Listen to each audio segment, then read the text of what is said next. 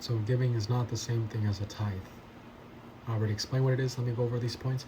Under the Mosaic law, the tithe was a system of taxes for the whole Jewish nation, and that Jewish nation was both believers and unbelievers. And that was a taxation for all of them, both believers and unbelievers. Every year, 2 taxes were levied on the citizens of Israel. B, what is this? A, I try to see. So the first tax was for the Levites, Leviticus chapter 27, verses 32-33, Numbers 18, verse 21 and 24. A second tax was for the sacrifices and the feasts, Deuteronomy 14, verses 22-24, Deuteronomy 12:18. And then, every third year, a third tax was exacted for the poor of the land, Deuteronomy 14, verses 28-29. And so this significant amount of money on every third year was collected for the poor, and it was distributed.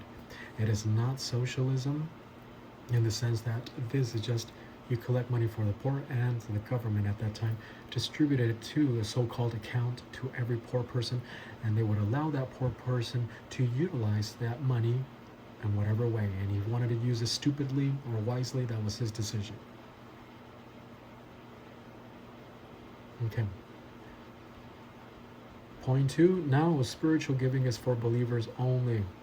In the Old Testament, let me go back to the Old Testament, this spiritual giving was called offerings. That's why you hear people say diezmos y las ofrendas, tithes and offerings. Well, offerings is the spiritual giving. Tithes and offerings are both found in Malachi 3:8, Proverbs 11, verses 24-25. Okay, I'm going to skip these parts. I'll go over these once again, this principle. Okay, and 2 Corinthians chapter 8, verse 2. What does it say? Verse 2. In the midst of a very severe trial, their overflowing joy and their extreme poverty welled up in rich generosity. I kind of like that translation. I'll show you why. Let us analyze the passage. Verse 2. So we have hoti of content. Content is about to tell you about the grace that was given in the churches, the local churches of Macedonia. That, we're going to translate it that for now. That en pole dokime. This is n plus the dative of sphere, in the sphere of a testing. So we have polus, which is much or great. Much. We're going to translate as severe for now. It modifies the testing. Much testing, we're going to translate as severe. It is intense testing. This adjective modifies the noun, which is dokimeia. Dokime. We've seen the word dokimatsu. Dokimatsu is to be tested for the purpose of approval, to be tested to put to test your character, to see if you pass the test. Here, dokime, it's a noun, a test for the purpose of approval. But now, here it's an emphasis on them passing the test. They had the character, the integrity, the doctrine in their soul to pass the test. So we're going to translate it in the sphere of severe testing for the purpose of approval. Severe in the sphere for, in severe testing for the purpose of approval. And now we have the genitive of description of thlipseos.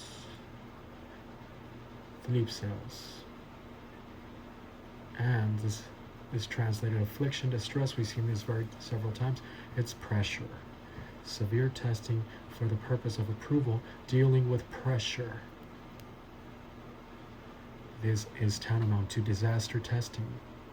One of the testings and gate 7 of the divine power sphere.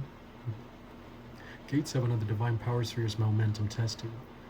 And you have several categories of testing: thought testing, people testing, system testing, and disaster testing. Thought testing has to do with your own thinking. There's always testing inside of you.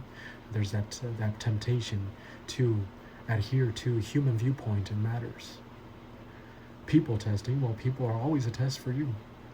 There's all these different types of people, different characters, different personalities, therefore a lot of incompatibilities, and to the extent that there's incompatibilities, there's going to be discomfort, unfavorable, no connection between people, and that's always a problem. People testing can consist of God putting you to work with certain people that you do not like, and you have to apply Bible doctrine and love them impersonally. System testing has to do with you being under the authority of a cruel boss, a petty boss, a whiny boss, a boss who cannot accept the responsibility for his own mistakes and blames people, blames you, a boss who likes to humiliate his people and humiliate you, especially because you are a believer inside the divine power sphere. And you're going to have to what? Respect his authority. You should keep showing up every day saying yes sir or yes ma'am. And they tell you do this, do that, yes sir, yes ma'am. As long as it's doctrinal, right? You're not going to have to go out of your way to do something sinful. No. I'm simply saying to respect his authority and the areas of your work, pertinent to your work. And there's disaster. Before you arrive at spiritual maturity, God will give you the opportunity to experience some disaster testing. This disaster testing of them has to do with extreme poverty. The Macedonians were very poor. Their city was not located in an area of affluence where there were a lot of merchants passing by, such as the Corinthians. And they went through a test where their poverty increased. And they had to pass it, and they did so, because they were prepared with the Bible doctrine inside of their soul. Okay, disaster testing. So that in severe testing for the purpose of approval, dealing with pressure. That pressure is mentioned down here, poverty. So here it gives you the environment, the testing. Now we finally have the nominative case. Hey, pt2. We've run into this word many times. The verb pt2, we just saw the comparative pt2. We saw it as an adverb, pt2 with an omega. So now here's pt2. pt2, we're going to translate it overflow. And then, overflow of what? An overflow, this is the descriptive genitive of chara. The overflow of happiness plus H, the happiness of God. When you advance on the plan of God and you arrive at gate 5 of the divine power sphere, you finally made it to spiritual adulthood. That first part of spiritual adulthood is called spiritual self-esteem. Then you move on as you advance to gate 6, spiritual autonomy. And then you're on your way to gate 8 of the divine power sphere when you pass gate 7, momentum testing. But in gate 5, that's when your plus H begins. You develop that happiness that God has. But you still have a long way to go. Nevertheless, it's given to you because you need it. So plus H is given, and as you advance to gate 6, your plus H is increased. Gate 7, your plus H is superbly increased. And then gate 8, you reach the maximum. You've exploited everything. You have the supreme plus H that you can have in this lifetime. The same amount of plus H that the Lord Jesus Christ had in the first advent. So these, they have enough plus H to be able to say the surplus, their abundance, their overflowing, the overflow of happiness. The next word is the possessive genitive of autos, audon, of happiness of theirs.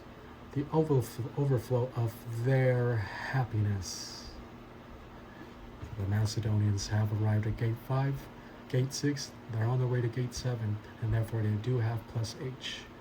Problem solving device number 9. They are prepared. Okay, what do we have? That or in the sphere of severe testing for the purpose of approval, dealing with pressure. Yes, that was a lot of words to cover this. That's the way the Greek is. Sometimes you need to use many, many different words. One word can produce a whole sentence. In the sphere of severe pressure for the severe testing for the purpose of approval, dealing with pressure, the overflow of their happiness, of their happiness. Whose happiness? The Macedonians. The next word is kai, and this is an adjunctive kai. It's additive. We're going to translate it plus, because what is it here? The doctrine expressed as the problem-solving device of happiness plus the pressure, we're about to see it, is going to equal to something, the riches of their gracious generosity. It's actually integrity, but one facet of integrity produces gracious generosity.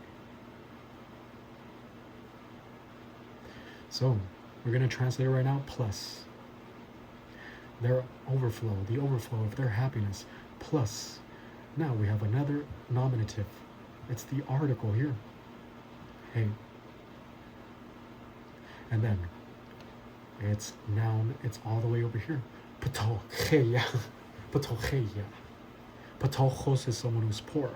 Ptocheia is the noun of poverty. That's how we're going to translate it. Poverty. And these guys are poor. You have nothing to complain. Do you live in a little small town where it's 5%, the number 5 in unemployment rate? You feel poor and all this? No, the Macedonians were poor. These guys had something to cry about. Ptocheia. The poverty, but in between, in the attributive position between the article and its noun is kata, this prepositional phrase, kata plus bathus. Now, we've seen kata plus the accusative. Kata plus the accusative is the preposition of norm and standard, according to the deeps, the depth. We saw that. We saw that in chapter 7, verse 11. The grieving according to God. And we translate the grieving as God intends, according to the will of God. But here it's using kata plus the genitive. Kata plus the genitive takes the real sense of kata, down, kind of like cataclysm, down, catastrophic, down, kata. Down, poverty, down to the depth, down to the deeps, extreme poverty, down into, down upon. The kata plus genitive is also translated against, but that's not the use here. So we're going to translate it deep or extreme poverty. They're deep down poverty. I prefer that. Very literal. Deep down poverty, because it really expresses what the amount of poverty. This can express almost to the point of you just wondering whether you're going to have food for the next day or not. Okay. Deep down poverty.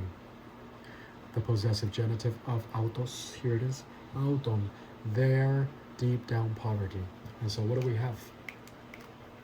We have, first of all, the problem-solving device plus H.